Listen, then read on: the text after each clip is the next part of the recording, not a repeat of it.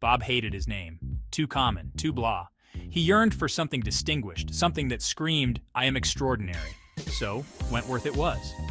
Wentworth Fitzwilliam Archibald III, to be exact. A name fit for a king, or at least a slightly eccentric accountant with delusions of grandeur. From that day forward, Bob was gone, vanished. Replaced by a man who quoted Shakespeare in the canned goods aisle and wore a smoking jacket to bed, even if that bed was a lumpy futon in a studio apartment. Wentworth, the newly christened, felt different already, more sophisticated, more daring. Now, all he needed was a monocle. Finding the perfect monocle proved more challenging than anticipated. Who knew monocles came in so many varieties? Round ones, square ones, ones that magnified, ones that just sat there judgingly. "I'm seeking a monocle," Wentworth proclaimed to a bewildered saleswoman at a dusty antique shop with a certain je ne sais quoi. The saleswoman, bless her heart, just pointed him towards the reading glasses.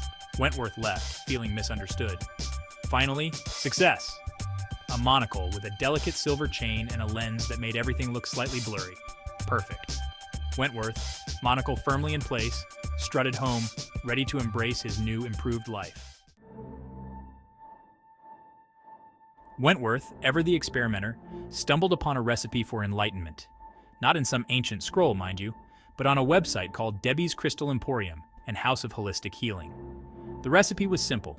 1 teaspoon of a certain herbal supplement mixed into chamomile tea. "Will open your third eye," Debbie promised. Wentworth, being naturally skeptical, yet strangely gullible, decided to give it a go. What could possibly go wrong? Besides, he'd always been curious about that whole third eye business. He brewed a cup, stirred in the suspicious-looking powder, it smelled vaguely of gym socks and despair, and took a tentative sip. The taste? Like dirt and disappointment. But hey, enlightenment rarely tastes like chocolate cake. An hour later, Wentworth realized he'd made a terrible mistake. His studio apartment, normally a testament to bachelorhood, came alive. The walls breathed, the floor undulated like a disco floor from the 70s, and the furniture engaged in a spirited game of musical chairs. "This is fine," Wentworth muttered, clutching his monocle as the room spun. "Perfectly normal." His reflection in the microwave, don't judge, it was a very reflective microwave, winked at him. Wentworth decided it was time to lie down, or up, or maybe sideways. Spatial reasoning had become a distant memory. Section 5. The Cosmic Seagull. As Wentworth drifted through a kaleidoscope of colors and impossible geometries, he encountered a seagull. Not just any seagull, mind you, but a giant cosmic seagull with shimmering feathers and an unnervingly philosophical gaze. "Greetings, Wentworth!" The seagull boomed, its voice a chorus of crashing waves and distant galaxies. "I am the herald of truth, the harbinger of wisdom, Well, you get the idea." Wentworth, high as a kite and twice as bewildered, stammered, Are you going to eat my soul?" The seagull let out a squawk that sounded suspiciously like laughter. "Eat your soul? Please, I'm a vegan." Section 6. Bob's Existential Crisis. The cosmic seagull, much to Wentworth's surprise, turned out to be quite the conversationalist. They discussed the meaning of life, the universe, and everything. It was 42, in case you were wondering.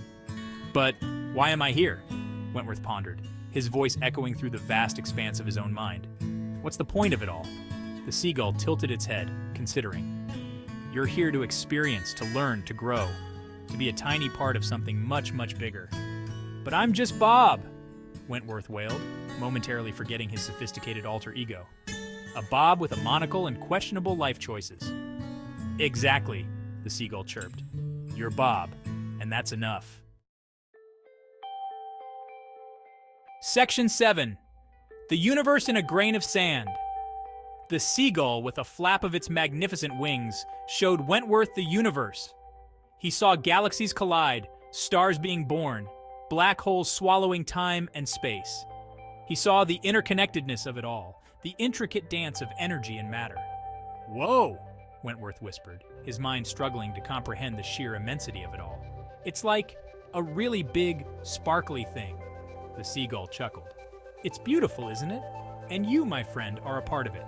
Just as important as any star or planet." Wentworth, for the first time, felt a sense of belonging, a sense of peace.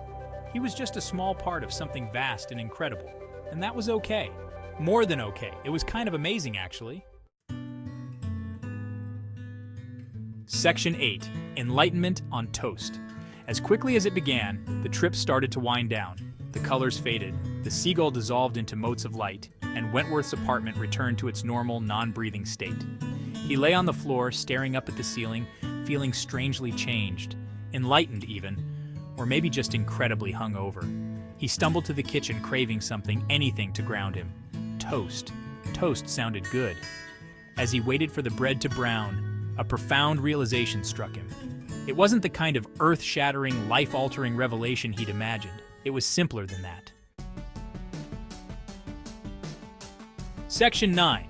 The Name Game. Wentworth realized that his name, whether Bob or Wentworth Fitzwilliam Archibald III, didn't really matter.